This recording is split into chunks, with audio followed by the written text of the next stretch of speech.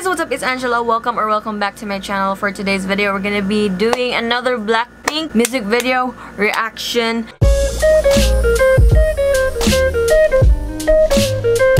Oy, familiar ba yung aurahan ko today? Familiar ba? Gusto nyo nga, bigyan ko kayo ng 10 seconds.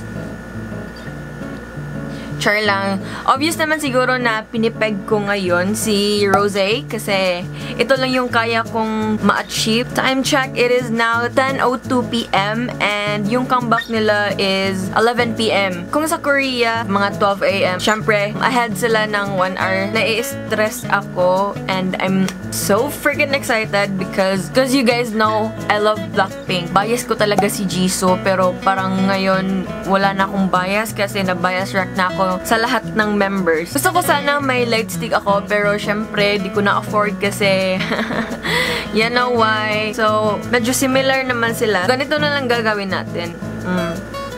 Ngayon, let's talk about the comeback. Na-shook ako. I mean, akala ko char-char. Akala ko fake news lang yung mga chika-chika na may comeback yung Blackpink. And then, yun nga, nag-drop sila ng teaser. Syempre, si Lisa yung unang teaser. Sobrang ganda niya. Oy, bet ko yung hair color niya. And then, si Jisoo naman, nag-expect ako na, ala, baka short hair na Jisoo na tayo. Pero, you know what? Okay lang kasi parang badass naman. Girl crush pa rin naman yung concept nila. Bagay talaga sa kanila yung ganun na concept. And for Rosé, I think rose gold pa rin yung hair niya or medyo orangey. And let's talk about Jennie with her blonde hair. I mean, wig. Parang naguluntang talaga lahat ng tao, lahat ng stan, lahat ng K-pop fans. So, let's talk about theory. Wala naman akong theory kasi hindi naman ako mahilig sa mga theory. Mahilig ako magbasa. Pero, wala akong na-contribute na theory kasi ang bobo ko. Alam niyo yun? Pag nagbabasa lang ako, mas lalo akong nagiging bobo. Yun lang. Naghahanap ako ng mga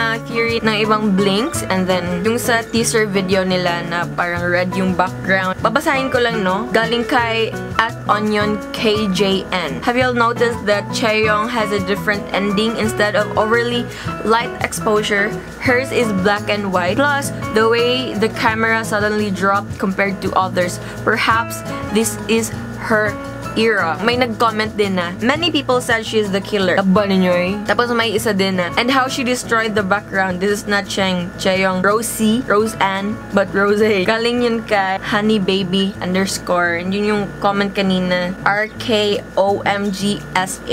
Tapos may nagsasabi din na, baka siguro ganon kasi yung next solo is sa kanya. Siguro tadhana din na kay Rosé din yung pinipeg ko ngayon kasi siguro nga era nga niya ngayon. Pinababasa din ako at Fireflies X. Many mentions are filled with Rosé is the shooter and Rosé didn't make out alive. Let's go theories. Labanan yun. May nabasa din ako. Wait, sana ba yun? From When in Company. Kill This Love teaser had parallels to Do Do Do Bumbaya as if it's your last and Whistle, which makes me feel like a concept for the video could be them killing off their past selves. And yes, I am writing this down so I can go back to this theory in case I'm right. Ayun nga, sobrang believe ako sa Blackpink kasi sobrang I don't know, parang yes, K-pop girl group naman yung mag-shine ngayon na year. Who run the world? Girls. I came prepared pero I'm not sure if I'm gonna survive. Laban lang tayo. Okay, no? So I went to Twitter. It's a bad idea kasi ang daming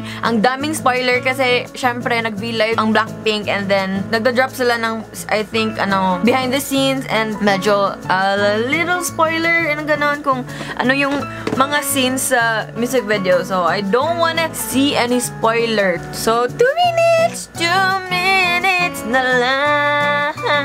So, ayan na nga po mga kapamilya. 1 minute na lang yun ay. Alam nyo, ba't ako super hyped? Kasi alam nyo naman na isa sila sa mga fashion inspiration ko and makeup o mga ka-artihans. Masaya ako kasi may mga new fashion inspo na naman ako makukuha sa mga stage performance nila. Wala, ito na! Oh my God! Wait! Woo! Mauna ang... Ay, yawa man niya akong wifi. Yes! Blackpink in your area! Nabalik, ragyot down! Naragyot down ang Blackpink in your area. Yes, so kagwapo. Yes, Rosé. Ay! Yawa! Yes, girl, slay! Okay, Swan, iyang peg. Damn! Yawa ngayon kasi Lisa! Badass ka siya! Yes! Oh my gosh, Jesus vocals, no? Kagwapa, yes. Miss Korea. Uy, kagwapa ni Jesus! Okay, so maon niya akong nabasa sa kuan sa Twitter. Oh my gosh. Oh my god, nagdrama na siya. Pwede na siya mag-actress. Eh. Or siya kuan, no? Katong sa dudut-du. Nice lagi to siya. Na part. Eh, Jenny. Nice kayo to. Satisfying siya sa dunggan. Yawa! Lisa Blanc! I mean, nag-blonde naman siya before, but in fairness, no, kuan ang vocal, mas na pagawas ni Jenny ang iyong vocals karon. Di ba nagtagalog mo ta ko niya? Bisayan ako kay di siya nakakaya. Ay, she's so cute. Kagwapa ni Jisoo. Oy, goddess. She's the real goddess, good oy. Ambot lang. Uy, ganahan ko sa ilang music video. As in, on point kantanan. Wala, nahulog akong kuan. Stevie ba? Nga ka-intense akong pagkabuang, oy. Natangtang siya. Uy, ganahan ko atong kuan. Feel ako, ma-LSS ko no ram pam. Eh, uy, gagwa.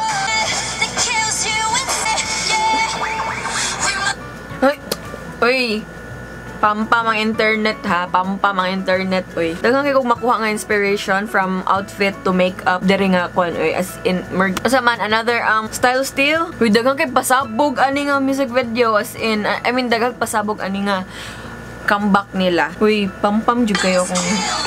Eh, ngayon kasi Janice yung bangs. Eh... Nice siya! Oh my God! Sabi ko naman sa inyo na mas intense ito kesa sa Dudut-Du. Dahil apal yung wifi ko, uulitin natin. In fairness din naman, compared to Dudut-Du, mas agad ko siyang na-appreciate kasi nung Dudut-Du parang kailangan ko pa siya ulitin ng ulitin. First time ko pa lang tong pakinggan. I'm obsessed na. Sobrang shook talaga ako, eh. Daming pasabog. Oh my gosh! Ito, yung sa intro, it reminds me of the Dudut-Du. Like, tapos silang apat.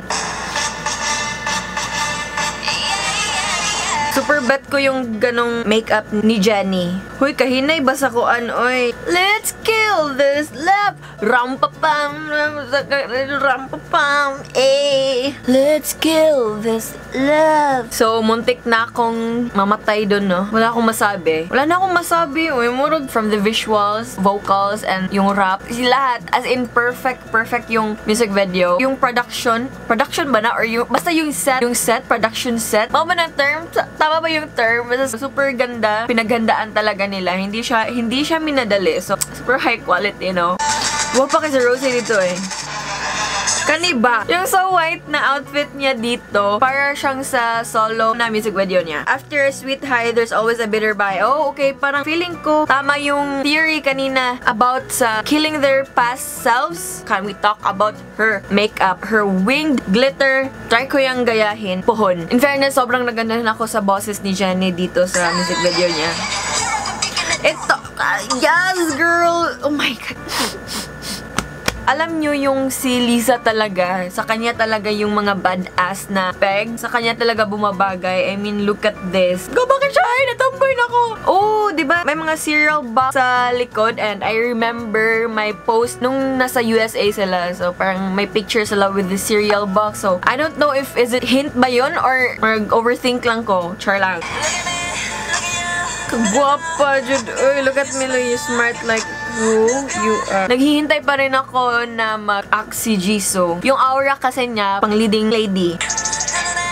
Oh, gwapa ka siya diri, oh. That's my bias, ha. My ultimate bias. Rose said, can we appreciate her acting diri, no? So, nagets ko na yung peg niya dito. Siya yung tumatakbo, running away from the car, and yung nagda-drive din naman ng car is her. So parang, yun nga, yung theory na parang killing their past selves, ganun. While I force myself to cover my eyes, I need to bring an end to this love. Na-remember nyo ba yung may binasa ko na theory na Rose daw yung shooter, tas siya daw parang hindi nakasurvive, ganun. That's me, hindi ako nakasurvive, charot. Kasi diba, she's trying to hit herself with a doot. Char lang. Ang masasabi ko lang, no, hindi lang sila maganda sa visual, maganda din yung, again, yung sa setup sa music video nila and their vocals. Sobrang perfect, no? Sobrang perfect. Wala na akong masabi talaga. As in, sure na talaga to na wala na akong masabi. Bro, may napansin din ako. I think peg na talaga nila ito. And si Liza, she has this badass, like super badass. Jenny naman, parang girl crush. I mean, may badass aura naman si Jenny, pero ibang-iba yung pagka-badass ni Lisa. Rose, she looks very sweet kahit anong gawin niya. She looks very elegant. Si Jisoo, yung bias ko. She always look classy kahit anong gawin niya. Kahit nung ganun siya, parang cute-cute. Ang cute-cute niya. Yun lang masasabi ko. So, overall, I give this music video 1,000 out of 10. Ganon siya ka. Feeling ko, magbe-break na naman sila ng record. I believe in Blackpink. I believe in Blinks. I think that's it. And I'm gonna go kill this love. Let's kill this love. Yeah.